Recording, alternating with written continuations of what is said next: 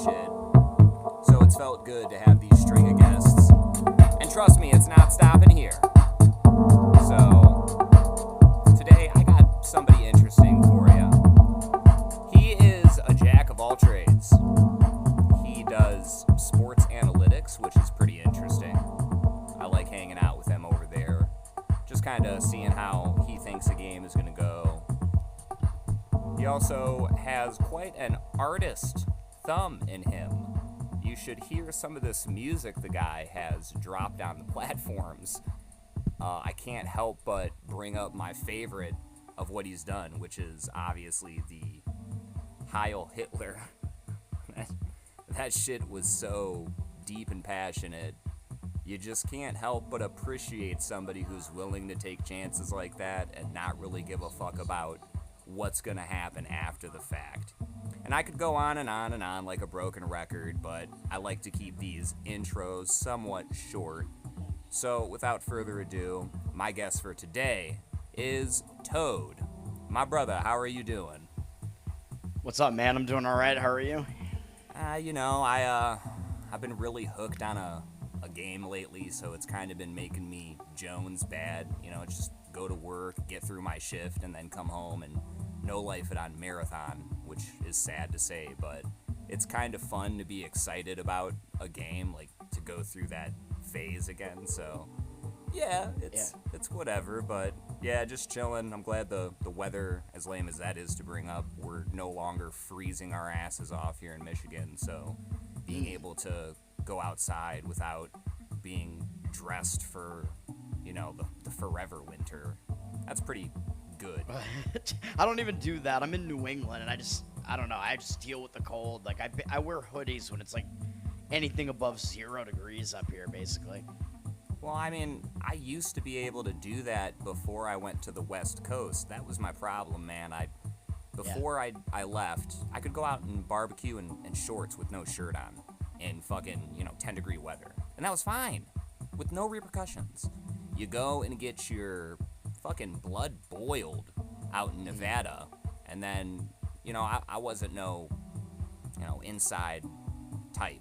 I liked doing anything I could, really, so I did valet for quite a while. You make good money out there, easy money, making like $4,000 a month, which that's not a lot to some people, but when you're young, when you're in your early 20s, like $4,000 a month take home, that's not bad at all. But I was definitely paying for it, like 114 degrees some days, and you're out there sweating your ass off, and yeah, that changes you a little bit when you come back here. You're cold even when it's 60 or 70 out, and it didn't help that I started going into the cannabis industry. That's kind of been my main go-to for the last 4 or 5 years. So when you're in a contained environment all the time where the temperature's regulated, it kind of fucks with your body's ability to regulate temperature. It sucks, dude.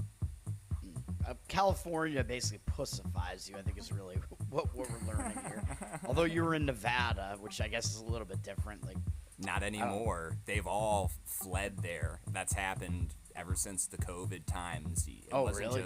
It wasn't just Joe Rogan ringing that bell saying, we gotta go to Austin, man. It wasn't that. These motherfuckers fled over to Nevada because we already had, sometimes that highway from California to Vegas would be terrible. And I know some comedians have talked about, I think it's Searchlight, if I'm not mistaken, or Centerline, but there's like a casino right by the state lines. And there's been comedians who have talked about, like, yeah, I just couldn't make it, so I ended up stuck there because the fucking traffic wasn't moving for hours. And yeah, they count on that shit. There are casinos that know you're not going to make it to Vegas for about 8 hours. So if you want to hop in here and get a little fucked up and shoot some bones, let's do it. Yeah, or just not go as far. Yeah, as soon as you cross over into Nevada, like, here you go. Here are the casinos. Yes. Yeah. And people love that shit. I've worked at a border casino before, and that shit, it's a different vibe, especially the one I was at. Utah was the closest state, so you had a bunch of... Yeah, what's the name of that town again? Mesquite. No, I was talking about on the Utah side. Talking about St. George? The Utah side, yeah. St. George is like the big spooky Mormon town, if that's the one you're talking about.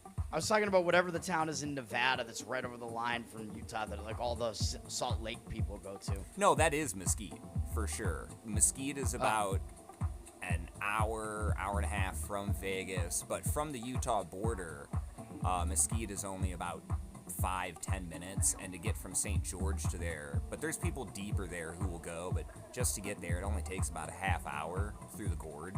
And it's like Utah sucks for those motherfuckers. You have people who know that they have a lower alcohol percentage, so they're desperate to get away from the government's chokehold on what they perceive as their freedoms, and they come to Mesquite because there's a Lee's Discount Liquor, shout out to Lee's, one of the cheapest fucking alcohol places in the United States of America.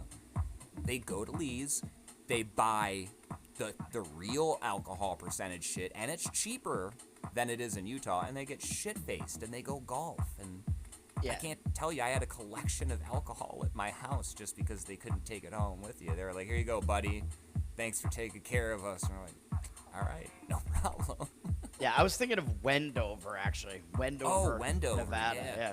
Wendover is another one, too. There's also, not on the Utah side, but there's the Laughlin and Bullhead City on the Arizona side part. And a little further from there, there's Calnavari, where I think I talked with Broseph a little bit. There's a beautiful party spot. Like, if you're ever looking for a fun place to go for the summer, dude, go to Lake Havasu. It's right there on the border with California, so there's different rules. You don't have to just be stuck by one specific way. There's a casino right on the lake. Great pizza place. There's so much out there just accessibility-wise that I miss it. You can tell the way I'm talking about it. I kind of want to make my way back out there because I've been back in Michigan for a couple years, and it's just... It's slow, dude. Michigan is sad. Yeah, I mean, well, yeah, I'm in Massachusetts, which I guess is somewhat less sad in a way, but it's tough out there though. Yeah. Not too familiar with Nevada, but I've been to Reno and Vegas before, so. Really? Yeah. I mean, you're not missing too much by not going to Vegas. I could just tell you a bunch of really good places to go eat. Yeah, I mean, I've been there before, yeah, so I could. That's it. It's not like there's nothing too exciting there anymore. It's a bunch of CVS's and shit on the strip and McDonald's. Yeah, the CVS's sell alcohol in them, and you can drink on the street. Yeah, it blows my mind. That's why I came to Vegas, was to walk into a CVS and buy a Bud Ice tall boy for $12. And then pour it into a plastic cup and feel like I'm challenging the system. It's just so fun. I think the only places where you can do that are New Orleans and Vegas, as far as I know. But yeah, I was like, whoa, like this is what's going on. Like I went out to my friend's bachelor party in Vegas. Like this is a decade ago at this point. Right. As soon as I land, I went out there with his brother. We land. We get to the hotel. The best man like greeted us. He's like, yeah, the guys are playing blackjack right now. He's like, you want to go see... the dude, the man of the hour here, he's like out on the street somewhere. We're like, all right, we go up the strip. He's in front of the Hard Rock just handing out beer to everybody. I'm like, what is going on? Nice. I'm like, all right, I guess this is getting started already. That's the way you want it to be, but I'm not going to lie. There's so much I know what I'm about to say might be, people are going to come after me, but I like New Orleans off of one visit, just being a part of Skankfest, than I did living in Vegas for years. It was a fucking... Yeah, dude, I don't know how to explain it to you that people... I understand that Shia LaBeouf couldn't even go to fucking the French Quarter without getting his ass beat and arrested, which that's tough. You get beat by the gangsters in the street, and then you get arrested by the police. Not told, like, hey, you alright? Let's get you somewhere. They were like, nah, you're under arrest, dude. And I fuck with that place more. I didn't know about the drinking thing. I'd love to find out if that's true, but I did smoke weed in front of the police, and that didn't have any consequences. There's a caveat to smoking in Louisiana. You have to get a medical card, but there are dispensaries that will pay for your medical card, Toad. So it's like... Interesting. Yeah, it's kind of an informal loophole for people to be able to get you the kush, or if you have access to your own, you can walk around and nobody can fuck with you. So Yeah, it felt cool just smoking in front of cops and them not being like, hey, what do you do? You know what I mean? Like, it was just a new time to be in where I felt less judged, less I mean, I oppressed. think you can kind of do that in Massachusetts. Like, Massachusetts is pretty weed friendly, but we still have a huge black market for it because of all the taxes and whatever. But I don't really smoke it, so I don't know. I don't really do much of anything anymore. I went alcohol sober. Like, weed is not really my thing, but I'll partake like very occasionally. Well, you don't have to do something if it doesn't work for you. You know, you've had plenty of time in life to check out all of this shit and decide, is this for me or no? So if it's not something that you want to keep close, I get it. But I'm one of those people where marijuana might be different for most individuals, and it's not like it's all about me. But man, I don't know, Toad. When I smoke, it's more of like it reins me in, as opposed to other people. I see that it kind of negatively impacts them in a lot of regards. For me, it gives me the ability to really zone in and kind of do what I want in a meaningful manner instead of just, like, imagine looking up at the air and there's 1,000 balloons and you don't know which ones to focus on. And then you, like Popeye, you have a little spinach and all of a sudden it's like fucking no problem. And that's what cannabis does for me. Plus, I have trouble sleeping, so when I need to pass out, I just take a little dab. And we did just talk about what dabs were during the little pre-show, so we won't. We did, yeah. We won't skip to Lou My Darling about that again. But yeah, just a little dab will do me, and I go night-night, and that's about it. It's just, without it, I'm lost. I can be sober. The last time I was sober for 9 months was, I'm not going to say terrible, but I learned there, yeah, I can do this. But for me personally, I can tell this makes my day-to-day better. And I don't have any of the weird shit that they warn you about where they say, oh, you're going to be forgetful. None of that's happening. I'm more worried about what they say can happen to your heart, like heart disease and whatnot, because, you know, smoking in general. But aside from that, it's like, I'm with you. I'm not much of a go out and get crazy. I never have been. I've never, you know, sniffed coke off of a whore's asshole or anything like that. Me neither. Just body shots off of strippers for me. Yeah, see, that's fun. That's classy, good time. But no, right. I've had people offer me certain things. I've been offered meth, been offered crack, been offered coke. Turned it down every single time. And I was told the coke was really good. This guy was very insulted, and my best friend at the time had to kind of convince the dude, like, no, my friend isn't a cop. He just doesn't want to do your coke. Right. He's not a coke guy. And luckily that calmed it down, but it was like, I didn't think I was going to have crosshairs because I said no to doing a little bump. But that's not for me. I don't mind doing mushrooms, you know. That's definitely more my vibe. And I don't do like capsules or drops or anything weird. It's funny, I like, you know, dabs for cannabis, but I'm not into the same type of ideals for shrooms. Just give me the caps, I'll eat them as is. I actually like the taste. And I don't know, I do that reset thing people talk about where once in a blue moon, at least once a year, I'll take some mushrooms. And that helps quite a bit, man. I don't know how else to explain it. Yeah, I don't know, man. I just know, for me, it's just been alcohol, weed. Like, it was pretty much all alcohol for me. Yeah, weed makes me way too paranoid, man. I just basically can't really do it. That's Unless what happened it's to like, my cousin. yeah, I mean, like, if I, like, smoke a joint or something like that, like, that's better. Like, I'm fine. Like, anything beyond that, like, edibles and shit like that really, is not good for me. Yeah, and I'm not the dude who wants to convince you to come back to it, but because I've been in that industry, you know, I know about terpenes and shit, and there's just certain people that it's never going to be a go-to anymore. There's something that happens with your brain chemistry where the way it interacts with you just doesn't work anymore. I think that's me. Yeah, first time I did too many edibles, I, like, ran out into the woods, and I thought I was being, chased by a bunch of dogs. Yeah, and I'm sorry, bro. It's not like you're gonna die or anything. That's hilarious, but no, that's not what you want to experience when you're trying to have a good time. That's not. No, I want to relax. I'm like, I thought this was supposed to relax me. What is happening? It does the opposite. Oh, I love this. We got a tripping story out of Toad.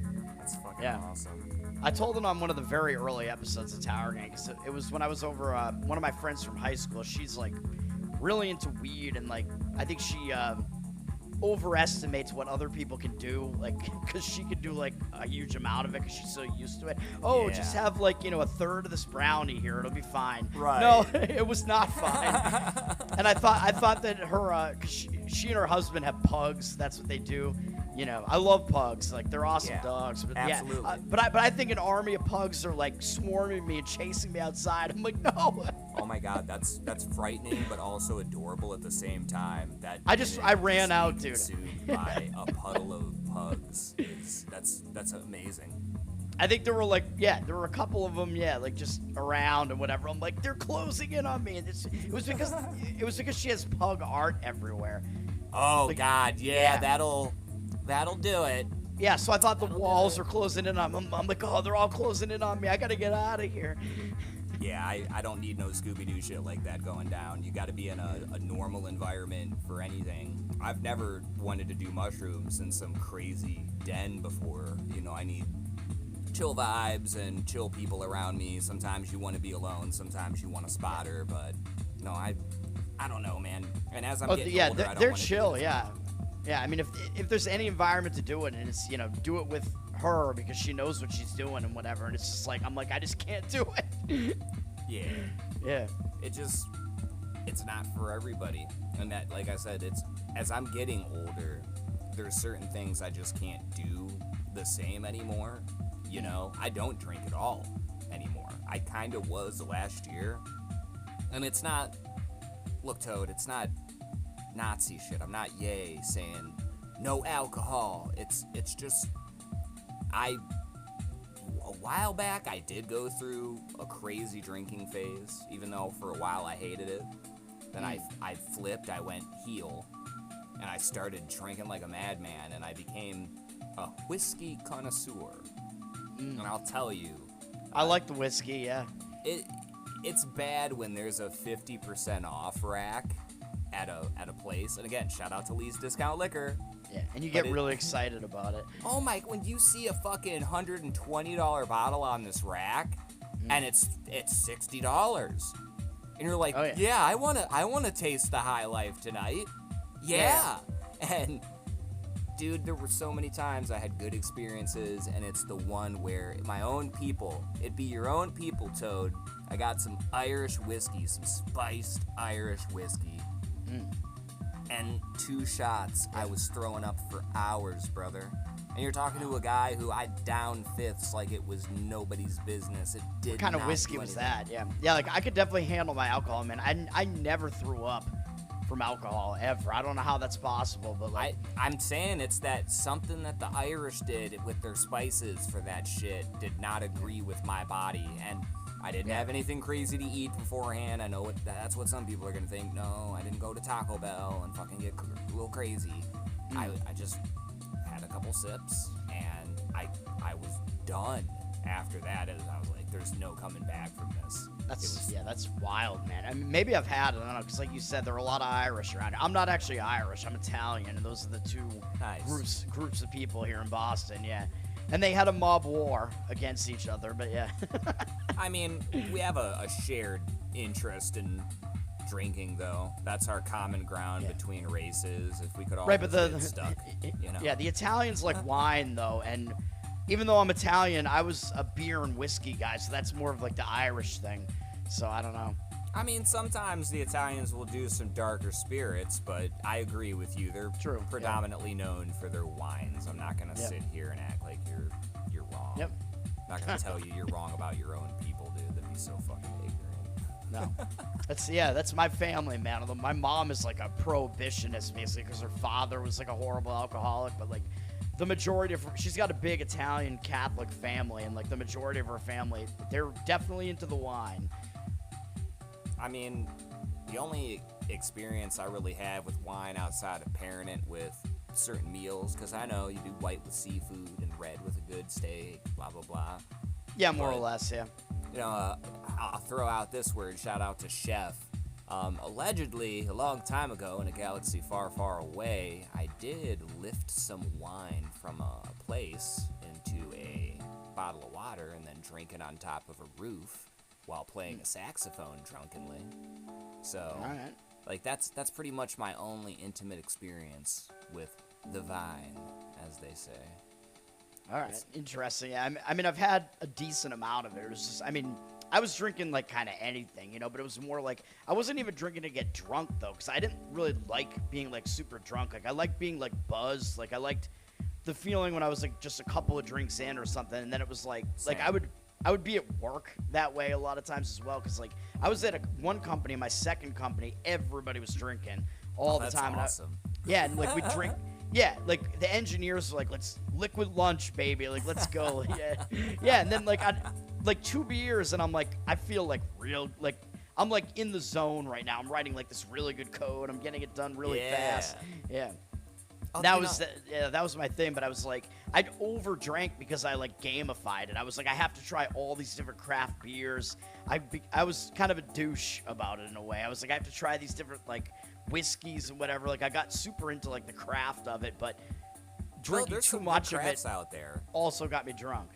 Yeah, oh yeah, for sure. There's some good crafts out there, so it's not too pretentious. I know what you mean, but unless I you're know. dropping like 30 grand on a bottle of something, Toad, you're not pretentious. You're just No, like no, no, no. rest The of most I spent was probably, I don't know, like maybe 500 on a scotch, a bottle of scotch, something like that. It's just the most fucking blind thing when people, you know, not to insult you, but we're all a bunch of rats and there's a bunch of crumbs and we're like, Yeah. that crumb is a little bigger than this crumb, you fucking piece of shit. And it's okay if you spend a little more on something because you earned it and that's your choice. It's when you get to that level where, like I said, if you drop 30 grand on a bottle of wine, I don't give a fuck who you are or what your justification is. That's out of my price range. That's when you're a pretentious douche. That's Yeah. when you need to go fuck yourself. And Yeah. like I said, That's- it's your money, people. But really, that's the Yeah. opulence you need to flash is wine. No, in that's class. that's what I spent on my car. Yeah, I'm not gonna spend that on a bottle of alcohol. Yeah, but I am doing the non-alcoholic beer like industry is really taking off. So like there's It some, is.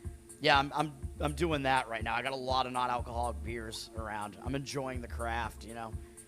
I can't remember if it was Soder or if it's Mullen, but somebody was just talking about the non-alcoholics being their thing, like really loving it right now and going through like different crafts because of how good they are.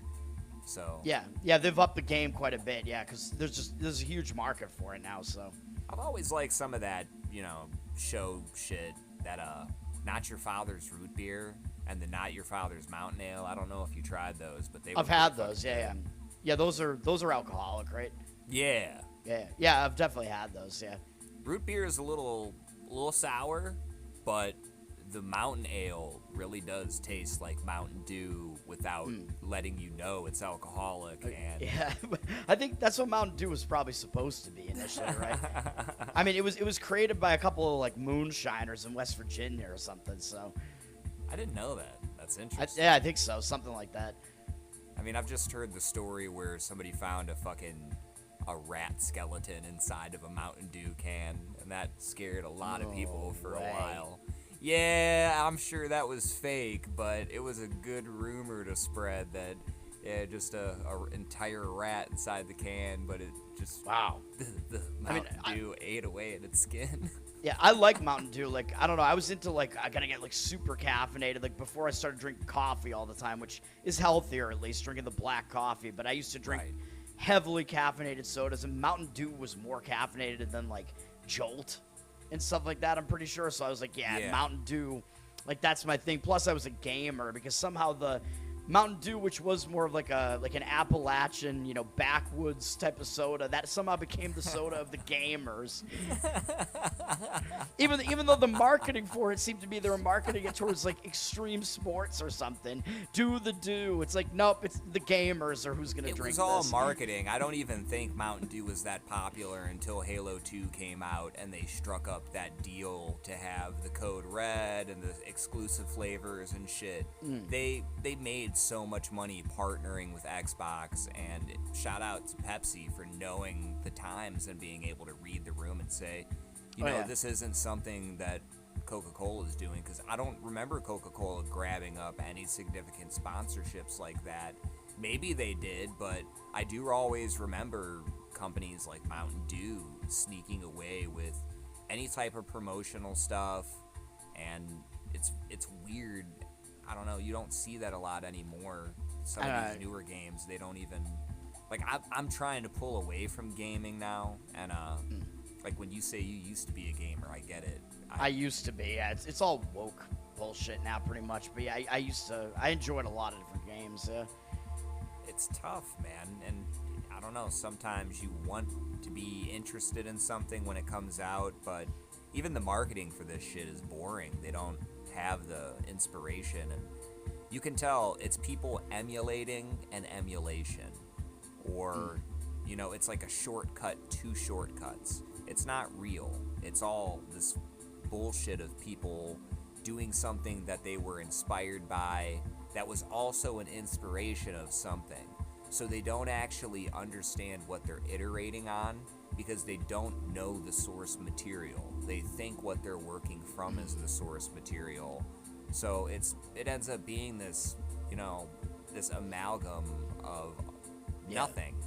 It's like a hollow. I think that's what happened with Halo, dude.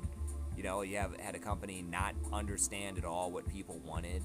Mm-hmm. It got, like, one of the biggest names became boring over time, and now nobody really cares about that shit at all. I don't, and I used to care about it a lot. I had a big ranked clan on Halo 2 and shit, but wow. We were ranked 40. It wasn't huge, but 40 was tough to get. It was tough to get up there, dude. It was tough. Yeah, I was never a Halo guy, really. It was not my thing. I don't know. I wasn't too much of an Xbox guy, although I had Xbox and PlayStation, but I was more on, like, the PlayStation line of things and PC gaming. What were you doing, like SOCOM and Killzone, or were you God of War? What was your realm of operation?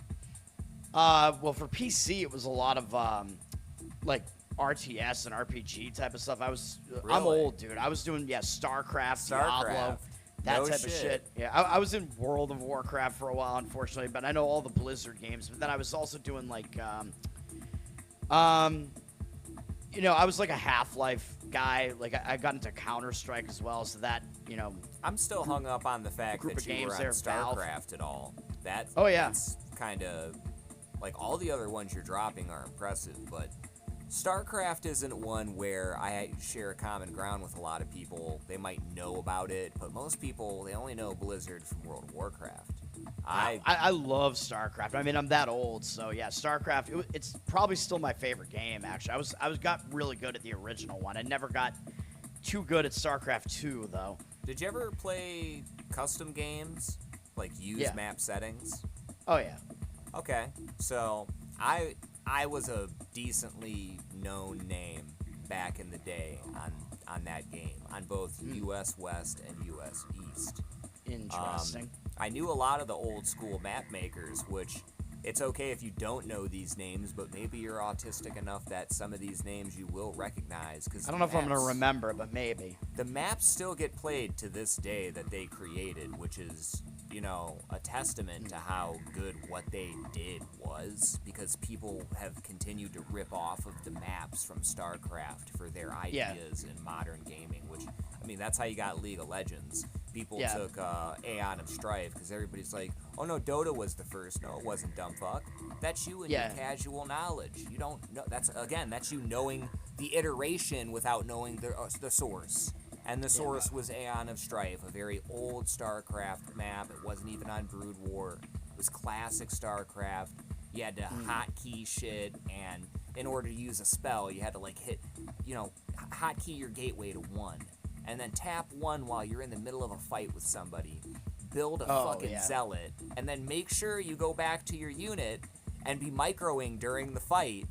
Because that's what you were doing back then compared to now, where it's all automated for you, and that's great. But I know a lot of names from back then, like OO Vic, which Clan Operation Onslaught was known pretty well. They did like income defense and again, a lot of games that were, again, people stole from. But there was Tricks, there was Red to Blue, there was all these different names from back in the day that they made some of the best maps. I don't think they ever got their due, and then they just kind of disappeared the way things were back then, you know. They came, they left their mark, and then there were more people that came after that. They inspired me to be a map maker, dude.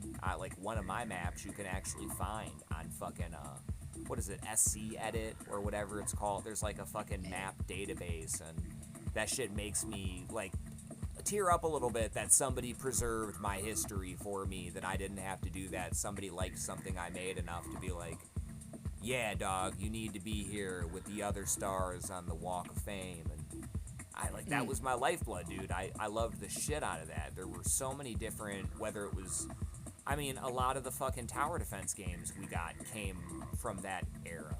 You know, they were well designed. It just breaks my heart the way shit's changed now. And yeah, sometimes I'll play Warcraft 3 still. I'll go play some Legion Tower Defense or whatever. But yeah, I played Warcraft 2 and 3, but yeah, it's been quite a while. Yeah, 2 is good. The fact that they just remastered 1 and 2. It's nothing special, but it's like a big upscale, so you can play it in 4K now. And I love Diablo too. That was the best Diablo. I played that remastered one quite a bit. Yeah. Yeah, dude. Oh yeah, D2 was my lifeblood as well. I miss those days. Loved that. Yeah, I played. I might have played. I don't know. I played that a lot, and you know, it was like my friends and I in high school, whatever, and college. You know, we like LAN partied that shit with StarCraft, Diablo, all that stuff. StarCraft. I just remember we did a lot of we'd play single games and we'd like co-op it against like the hardest like AIs and whatever. We did a lot of that shit, just trying to up our game. And I remember playing like, what was it, like Big Game Hunters 2 or something was the map. We used that map a lot. And then there was one that was like another 8-player map, but it was like way smaller, if you remember this. I think it might have been in the you needed the Brood War expansion maybe for that map. I forget, but I remember it being kind of like the terrain, and it was kind of like blue. Do you know what I'm talking about? I do actually. It was another 8-player map, but it was a small map, and you're just crammed in there with everybody. We played that one too. That was insane. And that's the one where there's only one way to get into each area, right? Oh yeah. So you'd block off your. Yeah. You had the early expansion next to it too, for each spot. Yeah, I remember that. Oh yeah, I think it had remember 4 neutral that, spots, if I'm not mistaken. There were like 4 neutral spots if you wanted to go into the middle. Something like that. Might be right. Yeah, I can't remember exactly, but yeah, you try to expand. Yeah, I played a lot of Zerg in StarCraft 1, so I didn't. It allows you to not have to micro as much because you're just cranking out units, bulk units, and just go. You know what I mean? And, like, I was a bitch with the 4-pool rush. That was a very dirty strategy that made a lot of people angry, but you stick with the fucking drones you have, and you wait to make your spawning pool with just what you have. And the moment you hit 200, you start building, you start pumping out Zerglings, and you fucking go wreck their economy, and GG. Yeah. It's over. There's nothing they can do, and it doesn't always work, but I probably had a 87% some ways to counter it, but I would my the typical strategy I was using was with Zerg, mass Hydra. That's just what I do, man, because it's so hard to counter it. And in Brood War, Hydras with lurkers and just unburrowing on some dumbass who didn't have detectors, and you just wreck their shit, and you're like, that's right, dummy. That's right. It was so good. Plus Mutalisks felt really good too. That was probably one of my favorite units in the game. Was just the splash damage you got off those fuckers. The Mutalisks, they're so good. They're too easy to kill though. Not enough hit points on those things. Yeah, all right, I'll give you that. They are squishy. They go down quick, so you get. And plus, you really the have Hydras to get in and hit harder to kill, I think. Yeah, they're a little more tanky for the economy, is what I would say, because you're spending less to be able to get those. But then you don't have a lot of additional health points for how much you have to spend to create one, because I think it's 200 for one Mutalisk, and Hydra's nothing like that. I think it's 75, 25, or 150, something like that. Muta, I thought was like maybe 150, 150. I forget. But Yeah, yeah, it's like, been too long, dude. I don't. and then I mean, I'd fully upgrade everything though. But if I was going air with Zerg, I was doing the most upgraded air. You know, the fucking, Guardians and Devourers. Guardians yeah, and dude. Devourers. Yeah, I didn't like when they changed that in StarCraft 2. They gave you like the Brood Lords or whatever, and it shot like mini units that hit. I'm like, no, I just want my long range bomber. I'm okay with that. You know, if it ain't broke, don't fix it. Yeah, I couldn't quite get it right. Yeah, with StarCraft 2. I don't know. I never became as good at that. Yeah. It felt StarCraft weird. 1 was definitely my thing, yeah. Like, Terran was the most difficult for me. Terran, I just never had a great strategy for it. I actually don't know a Grandmaster on that game, and that was my running boy back in the from StarCraft to StarCraft 2. Shout out to Jaka Makala, one of the most talented Grandmasters on StarCraft 2, who never took it anywhere, just wanted to be a GM, to know he was a GM, and then leave it at that. But he was so fucking talented, and the way that he would outmaneuver people, he just knew what they were gonna do. And eventually, you know that you can't keep up with somebody in that regard, because I was good, but there would be points when he and I would try to 2v2 and grind that competitive together, where I could see he was frustrated that I wasn't able to keep up with what he was doing. And but seeing him be able to ascend to that and keep doing it, like not just one time, but keep hitting GM, it's pretty fucking impressive, because I don't know a lot of people who just break into that shit easy. And never took it anywhere, never played in any tournaments, never made any money off it. There's a couple of clips of him online whooping some people's ass with Zerg and Terran, but that's about it, you know? Some people didn't care that much.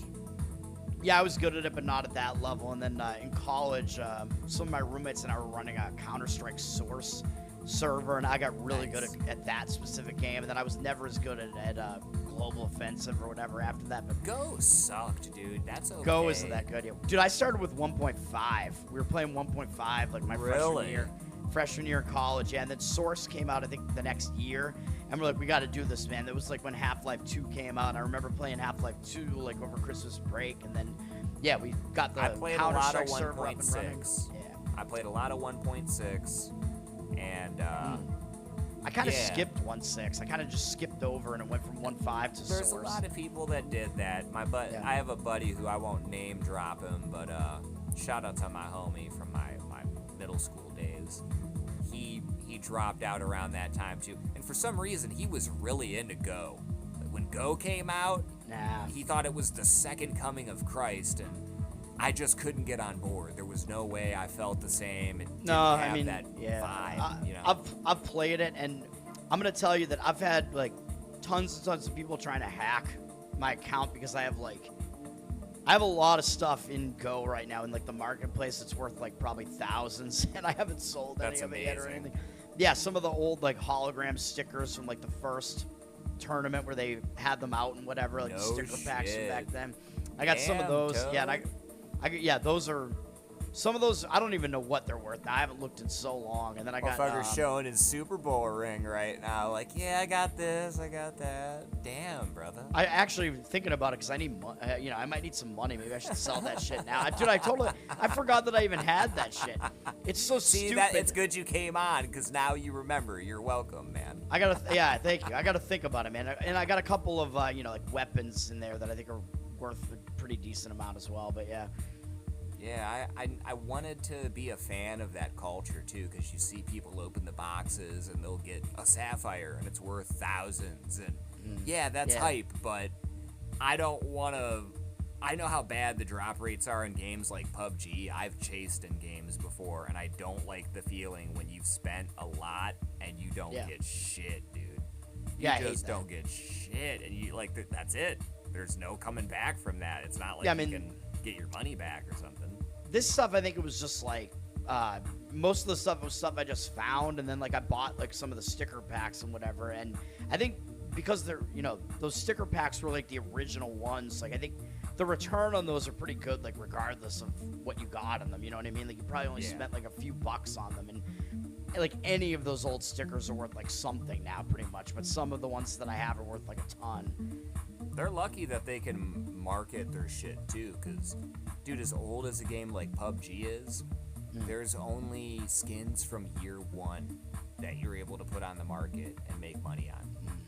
You can't, Shit. if you get a brand new top, like a 0.001% skin, you can't put it on the market for people. Because if I could do that, I would all day long flip those fucking things, because I don't care about these fucking pixels the way some of these pussies do, man. It's sad how I'm a desperate- hoarder, so it's like kind of cool. Like I'm like I have this in my inventory. Check it out. Yeah, it's nice when you have it for you, but I don't know. It gets annoying when some people are very, I don't know, just as if it's supposed to be the holy Bible. And no, it's just some pixels to me, bro. And I've been Yeah. getting bullshitted nonstop in Marathon. Don't make me rant for an hour about that, because I'll tell you, I haven't been able to extract with a gold a single time, and I've been getting bullshitted by my teammates, people letting me die while they extract. I had a guy teabag me because he didn't want me to get out with my... I didn't do anything wrong. He just... And that's been the experience since I've gotten it. And for some reason, I love it, Toad. I don't know why. I love the game. I don't even know the game at all. I think like I haven't played any games in years. Like I was playing Diablo 4 for a bit. That's the last game I actually played to any decent degree. And then before that, it was the original Overwatch. Like I never played Overwatch 2. I still play a little Overwatch. I played Overwatch, the original one, quite a bit. Dude, I got so fucking good at Lucio. Like that was Really? That was my thing. Yeah, I was a You Lucio. played Lucio. That Lucio. surprises. I would have never Makes no expected sense. you. Yeah, makes no sense, but that's so fucking cool that you played Lucio. If you know how I played, like, and you know, like the, you know, like in Team Fortress 2, I was playing like fucking, I don't know, I was more of like a pyro guy and stuff like that. And Alright. well, and I also did, you know, the engineer or whatever, and in I did a lot of Torbjorn in Overwatch. You as did well, but- Torb? I'm a Torb Yeah. main. Yeah, I so like Torb respect as well. that. A Torb- Lindholm never gives up. Yeah, Torb was one of my best, but yeah, Lucio, I was like an offensive Lucio. Like I don't know, man, I could just play Lucio so You well. were booping people off the map and shit into the pits. Doing that That's and just using his normal like attack and whatever and getting kills with it and healing and doing all that shit. Yeah. I don't Yeah, I was see doing good everything. Lucios anymore. They all suck, man. Because I'll still hop on just to I like to see that I can still at least hit diamond. I don't know if that makes sense to you, but like, you know, hunters like to make sure they can still hunt. You like to make sure Yeah. the blade is still sharp, and Yeah. yeah, like I just was playing recently, and Torb's pretty good right now, but I don't know, Overwatch 2, it's the same shit, different day, you know? You probably made the right decision leaving it all in the past, dude. Yeah. Yeah, I loved Torb, Lucio. I forget who else would I even play there. There were a few characters that I was fairly good at. Those were definitely the top two though. But there might have been a few others. Torb I respect, though, because people act like it's all the turret, and no. That's how No. you disrespect a Torb player and try to gaslight him by saying, oh, it's the turret, you're not. No, dude. If you hit your skill shots and you're actually helping your team, like if Yeah. you can hit a Widow across the map, you're a good Torb. If you can do that, if you can beat a Widow, you're a good Torb, bro. Period. Well, yeah, and you know the placement of the turret also matters and stuff like that. Yeah. The one thing I'll tell you, not to try and bring you back in, but you'll probably get a little excited to hear this. Right now, Torb, he has what's called an overload turret. And they made a change to his overload turret recently, but if Yeah, you... that was in the game back then, right? That was like when you get the turret becomes supercharged or whatever for a certain amount of time, something like that. Yeah, and it shoots rockets right now. Oh shit. So Alright. the rockets like do splash damage, Whoa. and it also heals the turret. So you could have people focus the turret, and you know with the turret out, it's like a 6v5 basically. So they're all focusing the turret. You're creating opportunities for your team. You're advancing on the team while they're dumping rounds and maybe abilities into this. And then, Yeah. like a little rat bastard, you activate your overload. The turret heals, it goes even higher HP. So now they've just wasted all their time, they're all hurt anyway. Rockets are flying in, and we just wipe out the entire team, and I'm spamming voice lines. I'm just like, hear me, baby. It's the greatest fucking little endorphin hit. You know, it's my little Marine stim pack. And Yeah.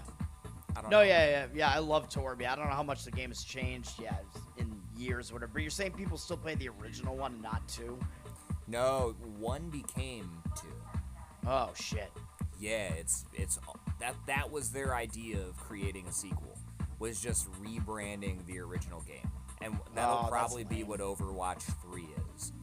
They'll That's just, lame. Yeah. Yeah. I'm looking right now. I don't even know any of these characters now.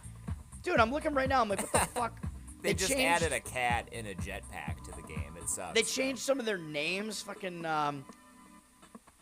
Cassidy. What the hell did his name used to be? The cowboy dude. I don't know. They changed his fucking name to Cassidy. What the fuck? No.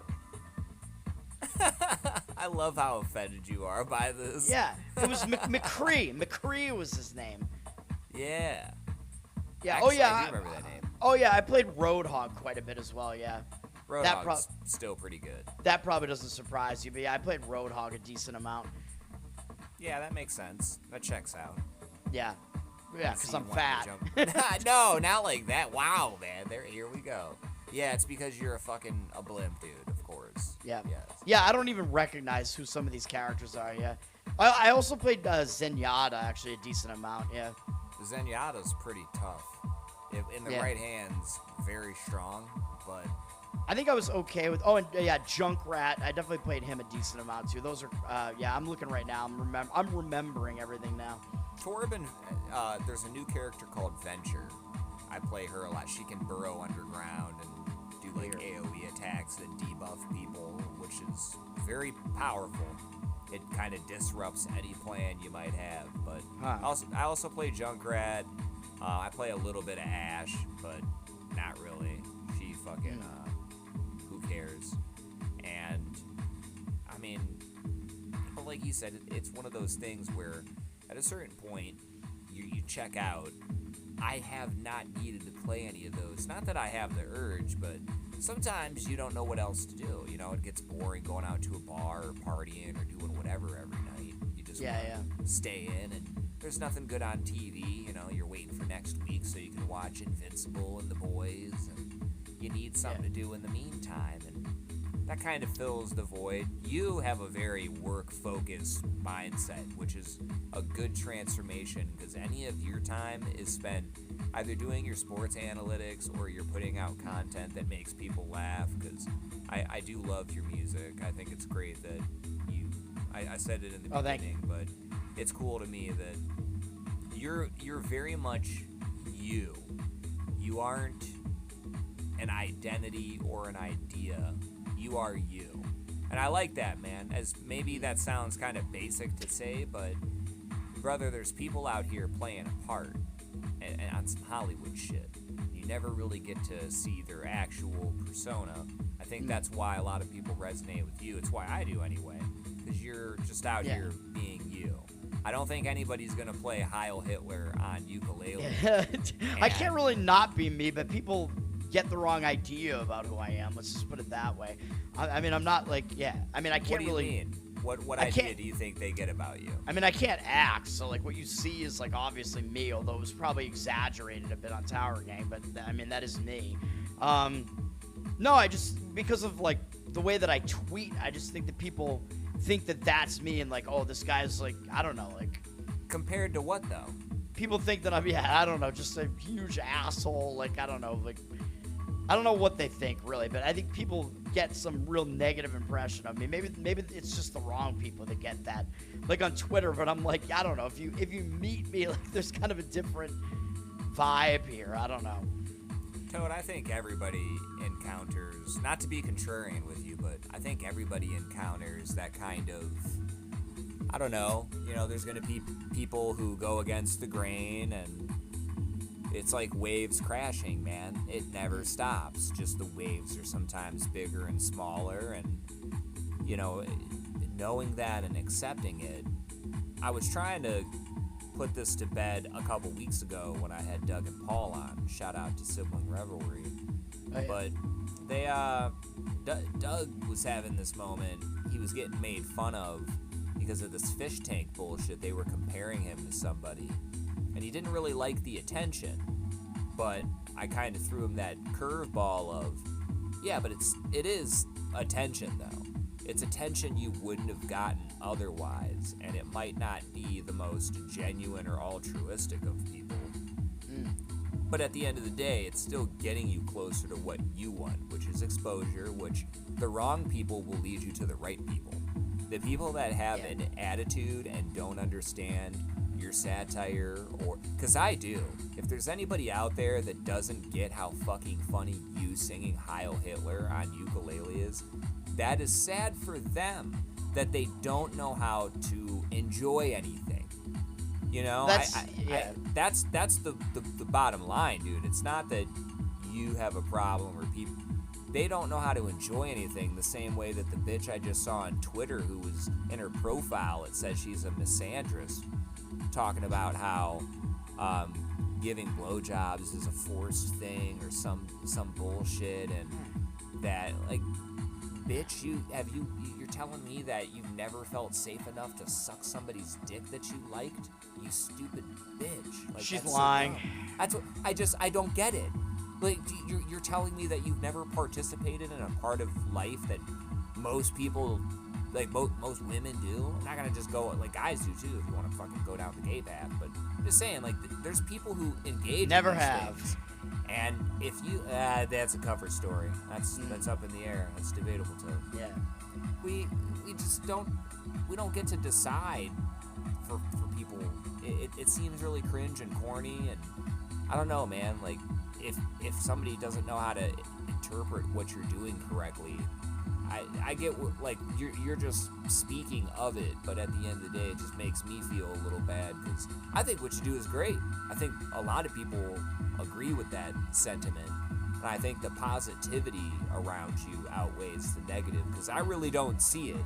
Maybe you're at the center of it more, so you have more time to see it when it comes at you, but from the outside looking in, I just see a lot of people who enjoy what you do, or when you're one of the people brave enough to make a comment on certain people's shit where... That's always. I'm just getting blocked by all these people at this point, pretty much. It's beautiful, though, because, I mean, there's some people that feel like, well, maybe you're being put on a fucking watch list for making these statements, but it's like, you don't give a fuck about anything except being true to what you believe in, and that's a power in and of itself, man. I think that's what pisses people off, is that you just got motion out here, bro. Yeah, well, you know, it's it makes it difficult to find work. So, you know, I gotta find something. I gotta try to, you know, pump up my stuff that I'm trying to do right now with the sports betting and whatever. And then I don't know if the ukulele stuff can take off. I mostly just do bad covers. Like, I started playing ukulele in my 30s. I'm not good at it. Like, I'm mostly a singer, songwriter as well. But you know, the cover thing has kind of become my thing just because nobody does it, so I'm just like, I'm gonna do it. I'm gonna do these bad quality ukulele I don't covers think they're bad though. I think any they're song. Good. Yeah, I mean, I think you find interesting keys to sing the songs in. I think you're picking. I sing them in the key that they're in for the the most part. Well, I mean, you kind of did Lemon Pound Cake a little different. You did Heil Hitler a little different. I don't know your whole catalog, but just those two. Oh, they're in the same keys, but yeah, I mean, I play it, and it, like, the way that it comes out is just like, I definitely changed, like, the rhythm of it, like Heil Hitler. You're like, transforming that shit. I've tried to, put my own spin on it, but yeah, Heil Hitler, like, I changed it to 4/4. Like, I don't even think the original song is 4/4, but I'm like, I don't know, it has more of a groove this way, so I'm like, that's just how I'm gonna play it. I don't know, whatever. Although, and you're not trying to emulate the cadence of the case, artist either, which is kind of what I'm getting at more, because you're not, when you're doing Lemon Pound Cake, you're not doing an Afro Man impression. I feel like I kind of am. I feel like I am. No, I mean, that's, if you need somebody else to tell you that, like, it doesn't come off gaggy or whatever, I think what you do is awesome. You're not like a Weird Al to me. Well, thank you. Afro Man liked that, by the way. Really? Yeah. Oh, that makes my day, dude. I've been a Fro supporter from way back in the day. I know a lot of his shit that people don't even fuck with. So. I don't think he retweeted it, but he gave it a like. So that's there all was you that. need. Yeah. I think he might be the only... Actually, no. I was going to say he's the only artist that's given me a like on one of my covers. That's not true. I got a quote tweeted by Coheed and Cambria when I covered one of their songs once. So. That's pretty cool. Yeah. I know that Doug and Paul know somebody from Coheed and Cambria. Really? Yeah. So who do they know? Am I allowed to know? It's on the episode. I'm just a stoner, so I forget. But they talked about it. So there are only 4 guys in the band. Actually, that is funny because a dude who I graduated high school with, who actually was working in the same building as me, until my company moved, and then they eventually fired me. But this dude from my high school, he knew the guy who was. Do you remember the bassist from Coheed and Cambria, Mike, the guy who got arrested for stealing like prescription medication from a CVS? This could be the guy, but yeah, go ahead. Mike, yeah. That guy, he got kicked out of Coheed and Cambria because they weren't going to deal with him because he was addicted to drugs and he was, robbing CVS's for the drugs, whatever. So is he anti-gun? No idea. There's a guy who's a part of it that's anti-gun, and that was their in, basically, is they invited him onto the show to talk about, like, from people who do support gun laws, their perspective of why it's a good thing to have. And they had a very, comprehensive and not bitchy conversation about it. I still need to go check it out. But they were just telling me about, he was cool enough to come on and talk about it. And I thought that was cool that I love Coheed and Cambria. Welcome home. A guy who's in the band now or a former member? I can't, I don't want to just speak on it, and I hate looking shit up. It was on Sibling Revelry. Should I just go check it out? No, it was 2 episodes ago on This Is Comedy, because I just had them on 2 weeks ago. No, but they had this guy on. Oh, yeah, on Sibling Revelry. Yes. Yeah, I might go check that out, but yeah. You should. Everybody should. Yeah, but Mike, the bassist, the thing is, like, that happened in Massachusetts, and I don't know if he's from Massachusetts, but when he got arrested, they were on tour in Massachusetts, and they had to, like, replace him and whatever. They never let him back in the band after he robbed the CVS or whatever. But my friend from high school, he was at, like, a Thanksgiving, I think, with his girlfriend, and his girlfriend's sister was dating Mike Todd. And I think this was after the arrest as well. So so my friend from high school got to have a Thanksgiving with the arrested bassist from Coheed and Cambria. That's insane. Yeah. That's actually insane. Former bassist, yeah. I don't know. Like I said, if you're looking for a way into that, I'm pretty sure they'd be willing to plug you up there. I know you guys don't. I don't know if you'd be a good fit for Losercast or anything, and I know you don't really do anything like that, but if you ever want to be able to do that, I'm sure they would figure something out. Go on Sibling Revelry. I'm sure they'd figure that out. I'm trying to figure out who it is right now, but I'm failing. I don't know. I'll go back and I'll try to figure it out. I promise you, when we're done with this, I will go listen to the episode I did with Doug and Paul. Because I'm pretty sure I know what part it's at. I feel bad I don't remember because I was just listening back to it the other day. You know what's really bad is that Sibling Revelry is apparently the name of a podcast with Kate Hudson and Oliver Hudson. That's their podcast. Yeah. Because they're siblings, of course. They're famous siblings. Well, whoever came first, I mean, there's some branding that's going to be of concern.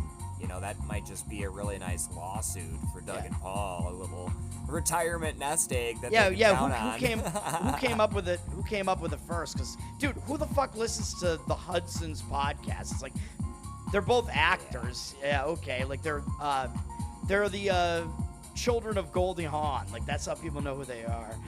That's the shit that's getting annoying, is you're seeing all these fucking children, or that, like, that's worse than, I guess, the actual actors and musicians themselves. But you know, I'm not a fan of seeing like the children of these actors and musicians having podcasts. Depends if they're talented or not. And thinking, well, no, they're both actors. Like, they've both done a bunch of acting. Like, you know, it's like they're just like, oh, we're gonna start a podcast.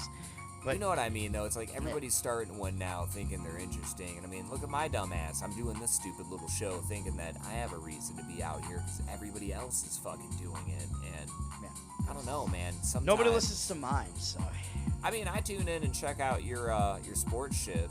I have trouble keeping up with the Joneses in terms of everybody's shit because you guys already know I always wander in about to go to sleep when I come to hang out for Losercast, and I have to watch it the next day at work.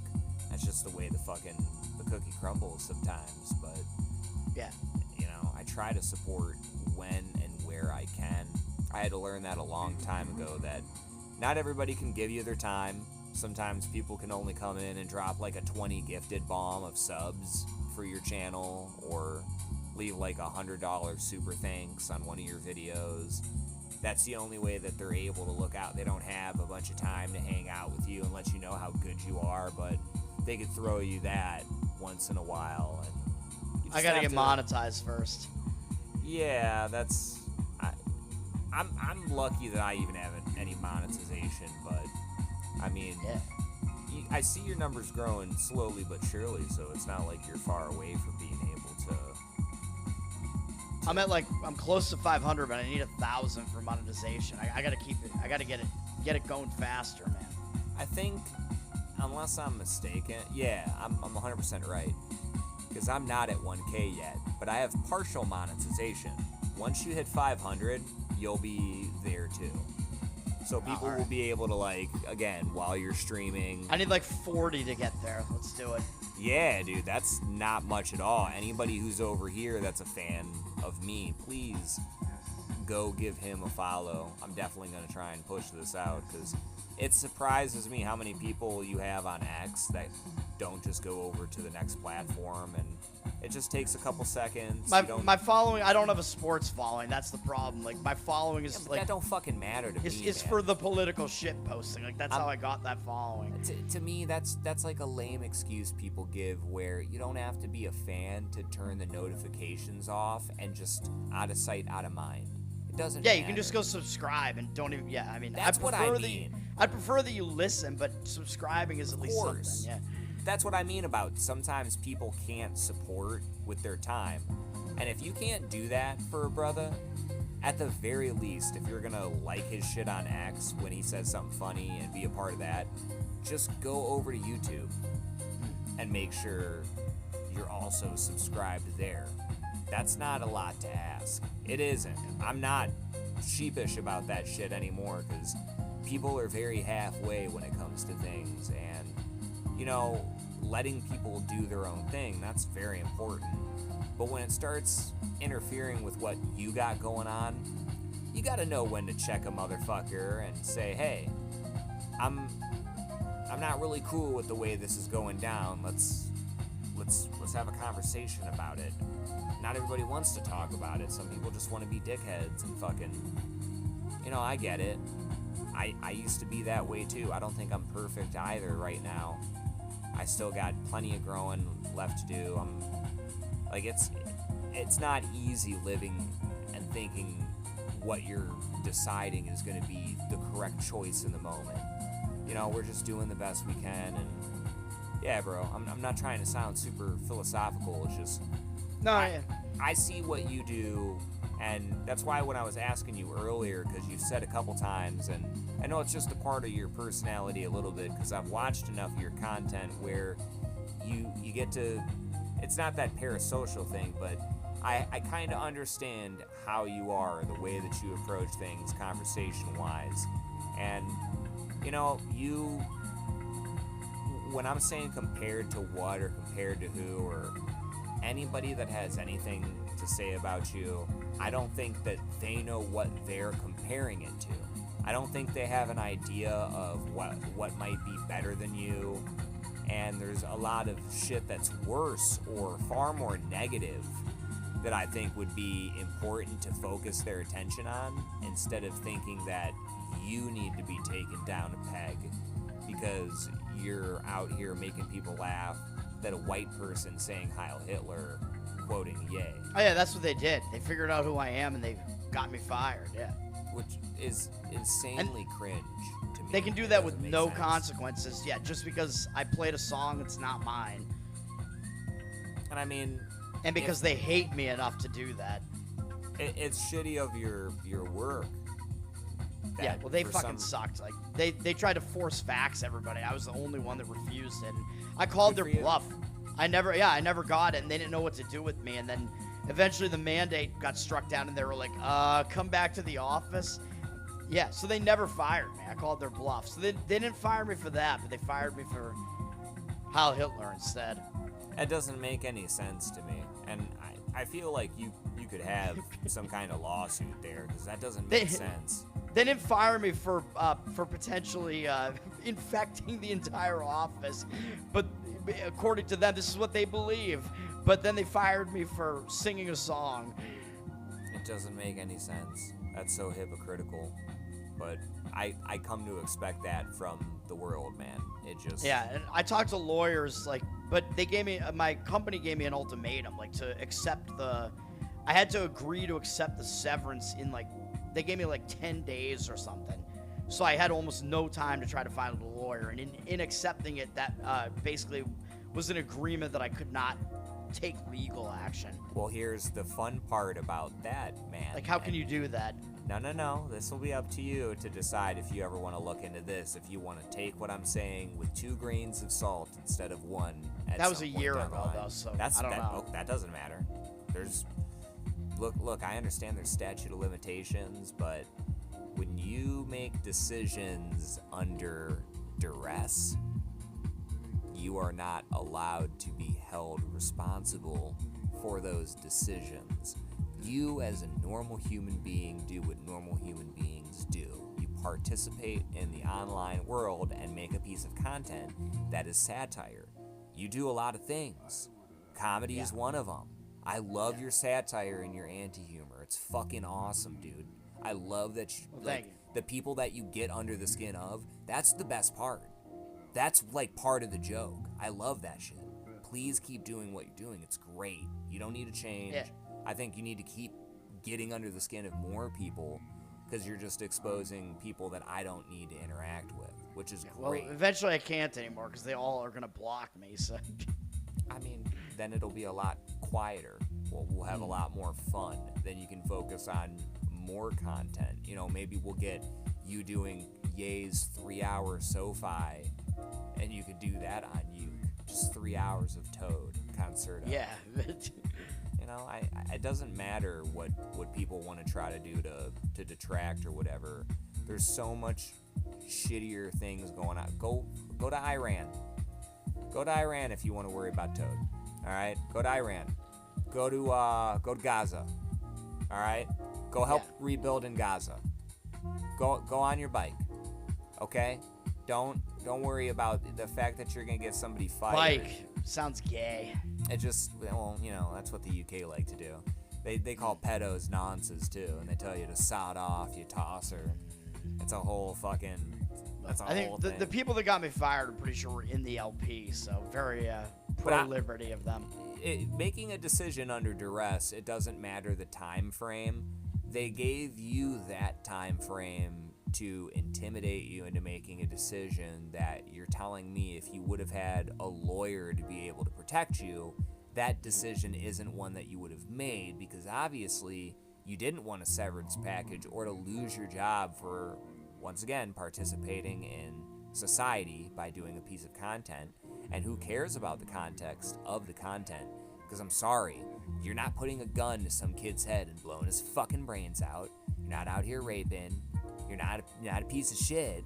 So I don't get it. Why is it that you need to lose your job? And maybe they had a bitter grudge because you didn't want to get a shot when everybody else got a shot, and people don't like when they get no. They can't respect a no. They don't say like, oh, I Awesome. admire you for saying no to me on that. That Well, you they have they should values." respect that. And like Yeah, after that they happened, should. like there were some people that were at that company that like came up to me just like one-on-one and were like, I wish I did what you did and didn't get the vaccine. Like I had multiple people tell me That's how that you that know work at what that you're company. doing is right, bro. You don't need validation from people. But they wouldn't when you say get it that- publicly though, just to me. And that hurts. I mean, that's kind of what happened with Ben Avery when his channel got pulled, when they pulled Lemon Party off YouTube. They had a bunch of comedians privately saying, "Oh, we support you," but not publicly. Not. Sometimes that's just how it is, because people don't have that courage in them, dude. And when you see that for what it is, that's something my mom told me a long time ago. When people show you who they are, believe them. That yeah, some people are not going to go the full distance with you, but knowing that, it's not like that makes them bad people, right? You just know how far you can go with them. And when you know that and you accept it, nobody bothers you anymore. And it's really how I feel with a lot of people. It might suck when people do shit to piss me off. And losing your job, man, is not... You're taking somebody's livelihood from them, and you're being callous with their destiny. But you are your own power, you know? Yeah, I was making a good amount of money, and I was in that line of work for like close to 2 decades. Made a decent amount of money doing it. I was making a lot. To go from that to zero is pretty insane. And then like not being able to find other work in that same sphere because, partially because there's like some blacklisting going on, or blackballing, I should say, in that industry. Did you have any no-compete that you had to hold to for like a year or anything stupid like that hidden in the severance package? No. Well, that's good, because I wouldn't have been surprised if they did that. We're like, oh, you can't be in our industry for a year now because we're worried about proprietary, just no, I digging think up they're some worried. common They're worried about their own image, which I know that because, by the way, during the COVID shit, like people were allowed to come back to the office if they weren't pussies, and that was when it was in the middle of 2021. That was on the honor system, so they weren't asking anybody for a proof of vaccine or anything like that. So I was like, all right, fine, I'll go back to the office, and I got thrown out of the office, and like the security like basically kicked me out of the building and deactivated my badge because I didn't wear a mask in like a huge lobby around nobody. Wow. Basically, yeah, that was the time where there was like nobody actually even coming into work physically at that point. So there's nobody around. It's a massive building, massive lobby. I'm not wearing a mask, and security never even talked to me. Like I just come back from lunch one day and I can't get back into the building. I'm like, what the fuck is going on? That mask era really showed you who people were, man. Right, and then it went up to the CEO and HR, and this is what they said. They didn't even say that it had anything to do with the virus at all. They said you have to wear a mask. It was something to the effect of so that the company doesn't look bad. It was like you represent the company, so you have to wear it. That is what they said to me. That's insane. And I said I'm not going to do it. And then they were like, did you get the vaccine? And I said no. And they were like, you're not welcome in the building anymore. And I'm like, what does that mean? And they're like, yeah, we'll figure that out. So then I was back working remotely. They didn't fire me. Then the vaccine mandate came in, and I refused that. They rejected my religious religious exemption, I mean. That's what I tried, because the health industry is so fucked here. I couldn't get a medical exemption, even though I should be able to, because I have a bunch of reasons why. Like, I've had a stroke. I have a heart valve issue. I'm like, I'm not getting this vaccine. They were telling people with heart shit, don't do it. Plus, I've already had COVID before, so I have immunity anyway. I had it multiple times at that point already, and the second time I knew I had it, and the second time was just like way less. Like, it was, way easier to overcome. I'm like, whatever, I'm not getting it. But my doctors were like, no. Like, my PCP wouldn't even talk to me. Like, wouldn't even answer a phone call to talk about it. My neurologist talked to me and was like, I think you should get the vaccine. I'm like, fuck you. Fuck you. So then I went with a religious exemption, and work denied it. Which I don't even know if they're legally allowed to even do that. You tried to tell them the shot wasn't kosher, and they did. No, yeah, like I said that it's against my Christian faith because it uses aborted stem cells. That was basically what I said. Yeah. Oh God, that's. But I also fucking beautiful. No, and I also like they wound up getting like a lawyer or something because I basically said I gave my work a legal document saying that they had to either say yes or no to this, but they completely shredded the document. I'm like, I don't even know if they're allowed to do that. Wow. They're not. No, they brought. This is what the document was. They brought in a lawyer where I said, in this document, I said, I will get the vaccine if you agree to pay for any damages it might cause, and they did not sign it at all. They brought in a lawyer. Oh to, my like, God. to discuss that document. I was like, well, if you think the vaccine is like totally safe and effective, why wouldn't you sign this then? They didn't sign it. You got it. him to lawyer up, dude. That's fucking awesome. Yeah. You were a menace to these guys. Yeah, but they're a successful company that's not going anywhere, and I'm over here on my ass. They have some fucking nerve, man, because that's discrimination.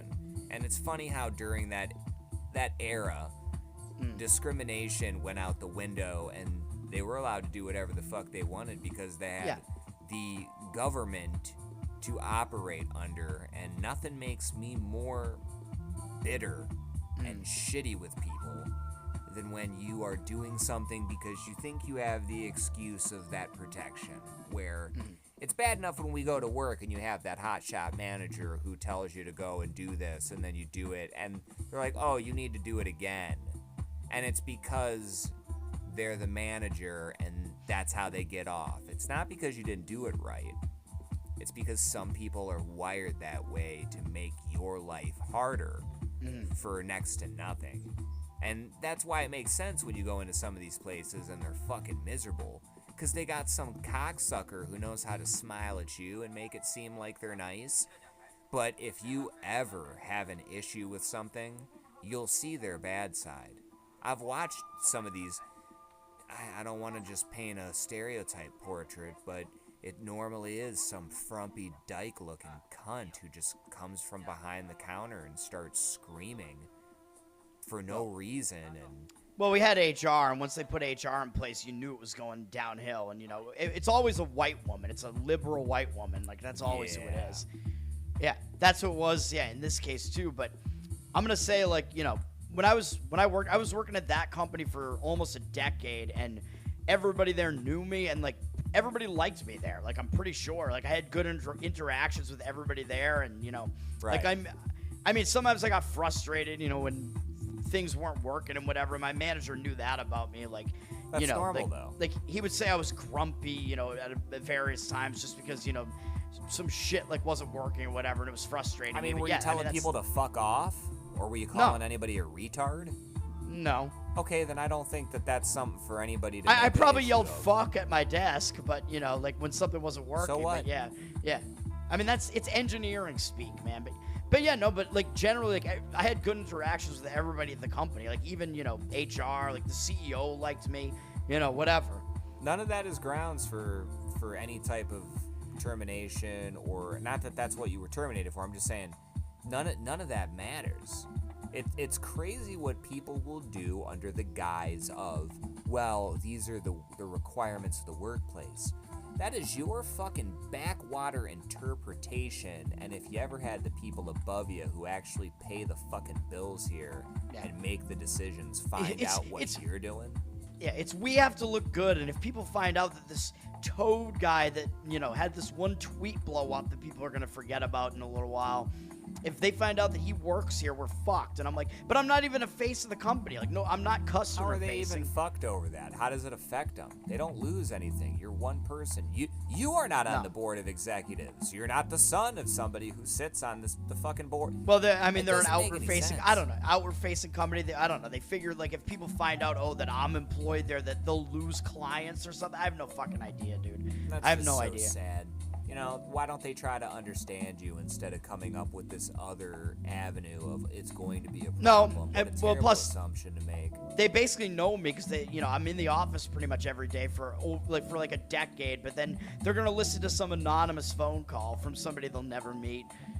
Well, yeah, well, how well did they actually know you then? If they're willing to take a conversation like that at face value instead of what you took the time to build with them over, like you said, decades, well... I think they do know me and they don't care. I think that's really what it is. No, yeah. I appreciate what you're saying. I don't want to argue with you about that. And, like, we could disagree on this point because I don't want to make it seem like I know it all or I know your life better than you. But people like that, to me...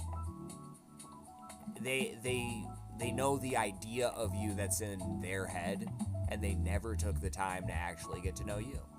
To actually somebody that spent a lot of time around. I don't know, man. I mean, I was known for, like if there's any, like if you like talk to people at that company and ask them to pick one, like who's like the one person who like, will say things like that, like pushes the boundaries or whatever. Like everybody, I'm pretty sure would say me.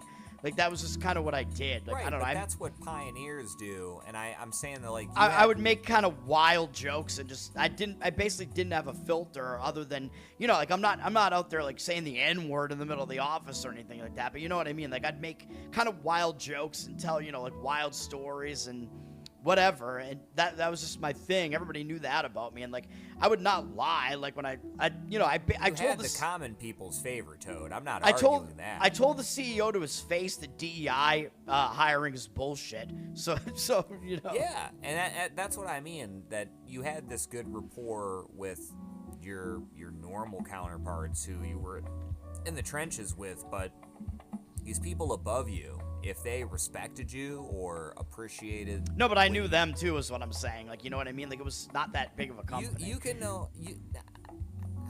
How am I saying this? Because I think I'm coming off in a way that probably sounds stupid as fuck, but I don't mean to sound insincere. It's more of... I've worked with people for a long time, and you have like a work... Even if you go out and do like experiences outside of work with them... Yeah, well, we did, yeah, like the social, gatherings, whatever, the parties that the company would have. Yeah, I went to those things. Everybody is still operating in a certain way where it's not the same as if you're home alone, or I can even take it to a place where, let's say... Well, no, because then I'd be jerking off at an office outing. But it's just, these people... You can have a rapport with people and get to know somebody for a long time, like a very long time. You can spend years doing a routine, but that's not the same as going deeper than the surface level. Like if you're only swimming in 3 feet of pool, but you never go to the deep end, well, have you ever really swam? Or have you just kind of gone into the pool? And how many people you can say you've swam with where I think people that you might have worked with a lot and spend more time with consistently, maybe even like a direct supervisor or whatever, these people might have an agreeable opinion of you and know you that you're a good guy. They might not know your habits the way that like a girlfriend who doesn't live with you versus a girlfriend who does live with you. I know what you mean. Okay, so in that same aspect, these people above you, when you have the courage to say something and challenge, it's like that Ricky Stenicki shit. Some people don't see the value in a Ricky Stenicki, and if you haven't seen that movie, Toad, I was gonna say I still haven't seen that movie. It's on my list. It's on my list. It was good. I liked it. Shout out to Santino and Cena. They made it happen. But real shit. There's a scene. I won't ruin too much of it, but don't spoil it, man. I'm gonna watch it at some point. The guy's basically doing what you do, and the other character's like having a panic attack because like, oh my god, you can't talk to my boss like that. And the boss appreciates so much that somebody had the fucking balls to be like, why have you guys never told me this? Why has no one said this to me? And I thought you were my friends, and you're just letting me do this whole time? And that's why I'm giving you this counter of, I think it was valuable that they had a Toad in their midst. and they should be grateful that somebody had the courage, whether maybe it's a joke that teeters a line, or to break the ice, or letting somebody know how you feel about a policy, because that should define the way that you operate or dictate a mentality. That's something that should be appreciated, and anybody who actually gets to know you would recognize that, which is why I guess I'm fighting so hard for this fucking banal point of I don't think these people knew you like that. I think they thought they knew you or understood you, but when the chips were down, something came out, and instead of being like, nah, you're good, this is hilarious, why didn't we know about this? Everybody should be like, no, they chose to get tidied up, and it disappoints me, because that's when they should have been like, that's when you should be celebrated, because I don't think it's anything egregious to like, firing is insane. That's just I'm trying to go over in my head if there's a way to justify it. No, I think you have a strong legal case there of being fired under duress, of if you don't take this, then we'll give you nothing. That's threats. I don't know. I mean, I talked to like 6 different lawyers during that like 10-day span, and none of them wanted to take it. They didn't want to take it? No. I guess these guys only want fucking layups now. If I this is why I should have taken law. They're all Jewish, so. Well, there you go. They're too busy in the tunnels. They don't have time for you, man. They're trying to connect their network. They're trying to go, dig a tunnel to China. Yeah. Like, wait a minute. So you were fired for satire. Okay. Oh, you sang Heil Hitler? No, I'm not gonna take that case. It's just. Thanks. Yeah, that's probably not doing you anything. Kanye doesn't even sing that song now, and I still do. Everybody's mad that he won't do it. I watched the entire SoFi, and I thought it was cool he brought out Lauryn Hill. I was like, are you going to do the song or not? And he didn't do it, I bet. Did you see Dave Blunts was talking shit about him in his new song? No. Is that guy still alive? Barely. He's not trying to get healthy anymore. But oh, God. And he's also not trying to be a better person anymore, because he had that arc, I think, in 2024, where he's like, I'm going to start eating good, I'm going to get off this oxygen machine, and no more saying faggot on the record. I'm done saying all that, I'm going to be good.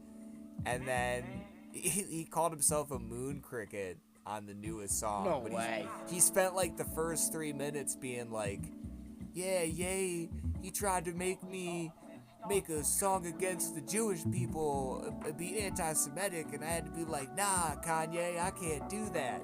I'm not even bullshitting. For the first 3 minutes is him like, yeah, I had to say no to Ye, because that's wrong. And yeah, immediately when the song finally starts, he's like, I am not a faggot, I'm an N-word, I'm a moon cricket. If you're looking for a new song to cover, that's the one you should do, Toad.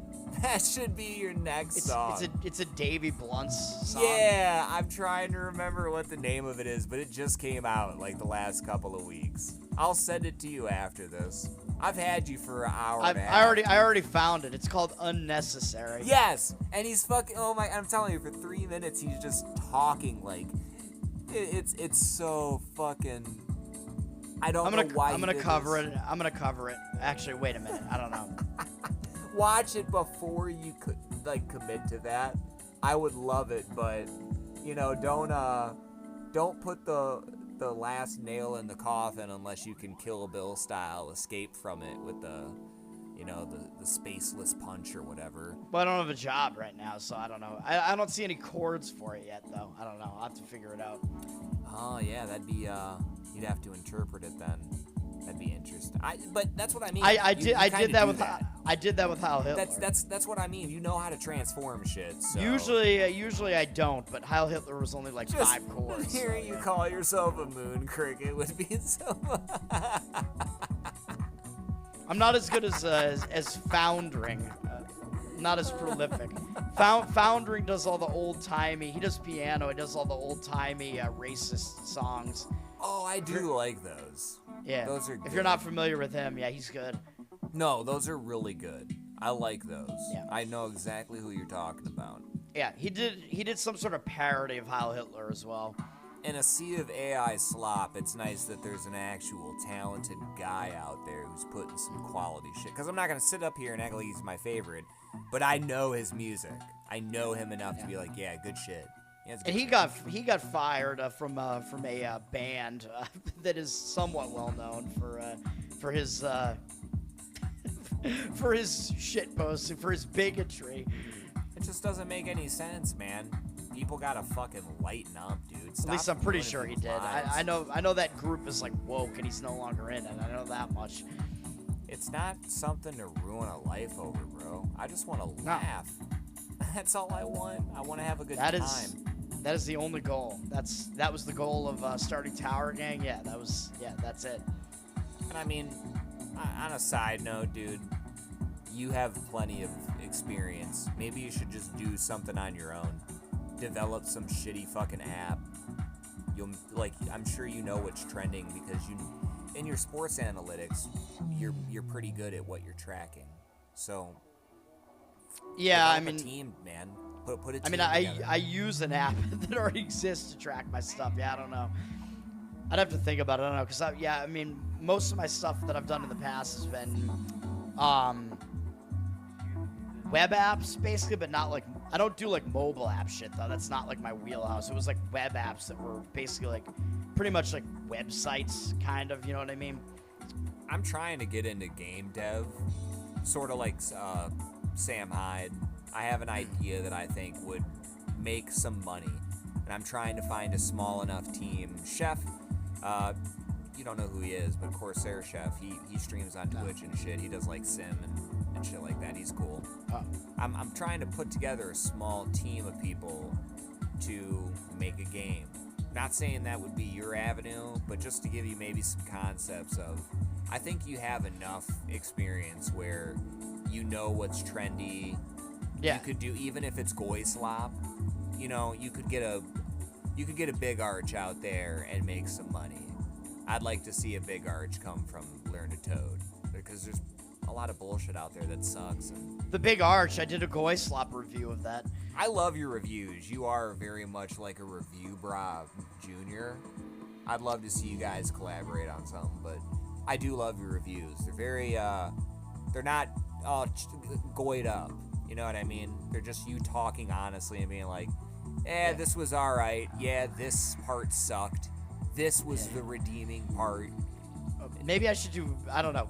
I could do it in video form. I feel like I've a lot of YouTube content already. It's like, how many YouTube channels am I going to have? I don't know. Like, I've been thinking of, having another channel that's like Toad's Takes or something where I just do reviews of whatever the fuck I feel like, including food, but I don't know. You could just, because, I mean, maybe it's the wrong take to have, but I feel like you should just make Toadstool Sports the main hub and do it all under one.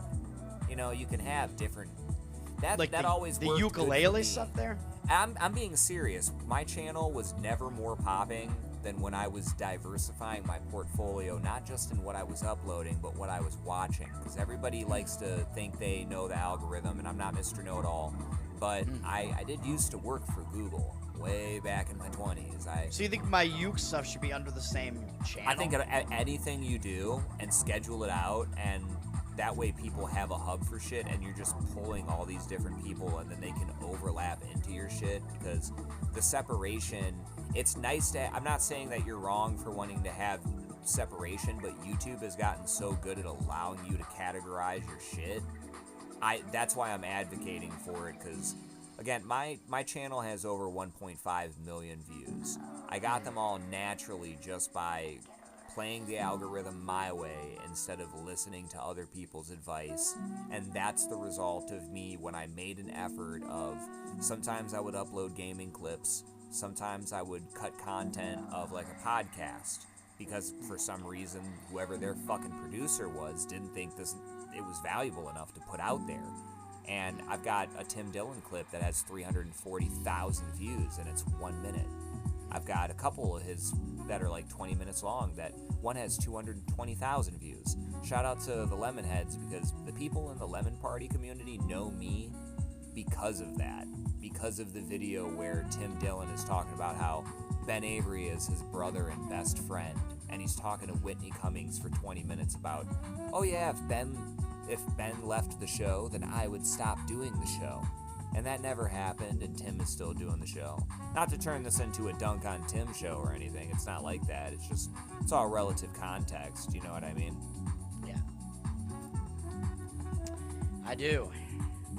Well, Yeah, I'll think about it. I might have to rename the channel, though, if I make it more of a Toad Hub. I don't know. Toadstool Sports doesn't really encompass the other stuff that I do, so I don't know.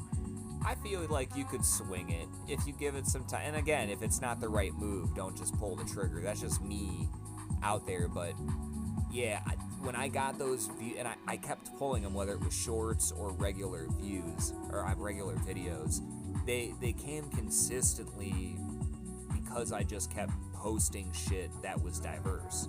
When I tried to practice one move 1,000 times, it wasn't getting me anywhere. And people feel like that's what you have to do. And I'm not here to tell anybody what they're doing is right or wrong, but my success did not come from one move 1,000 times. It came from one day a gaming short from Apex Legends, and then maybe the next day I have a clip scheduled from Tim Dillon, and then the next day I had like, for a while I was doing a series where I would find secrets in Halo Infinite back when the game first came out, and people were hunting to find. I almost had a world's first. I was fucking like 10 minutes late to posting it. I would have been a world's first for Easter egg, a big one, and it. So like that's, and all of that was pulling me. Like I'd get 5K on one, 6K on another, 10K on one, and it just kept going. And that felt good. Like it. People can try and detract from you when you're reclipping other shit to be like, oh well, that's Tim Dillon shit. That's why it blew up. Kind of. But nobody else, and also nobody else did that but me.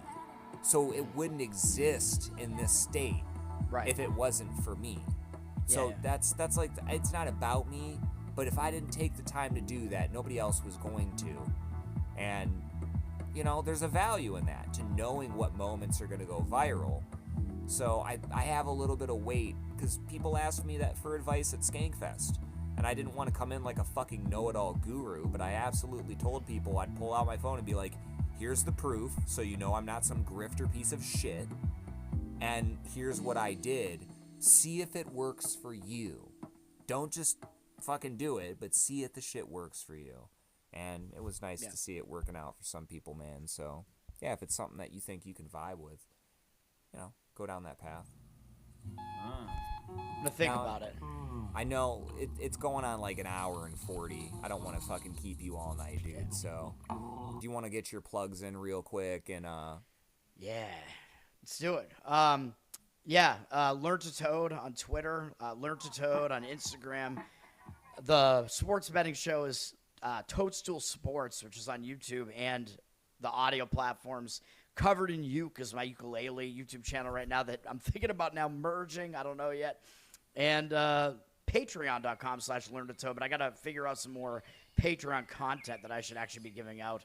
Maybe I'm going to, I don't know. Maybe I'm going to try to just do more content of a bunch of different varieties and see what can happen, man. It's definitely, I've had the thoughts about it. So intrusive thoughts. Yeah, and then Losercast, of course, I'm also on. Yeah, check out Losercast on Tuesdays, guys, at 10 o'clock. It's really fun. I like it a lot. It's going to be the next Story Wars. It really is. Is it?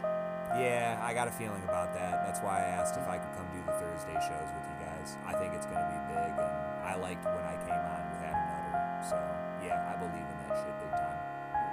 I missed that episode. I wasn't on it. I can't do the Thursday one, so. That was the one I was able to swing, and our I scheduling appreciate sucks. doing that. It was really cool with him, so. Yeah. I might have to check it out. All right, brother. Thank you guys for hanging out with us, and I will see you next week with a really big guest. So thank you so much, and yeah, bye.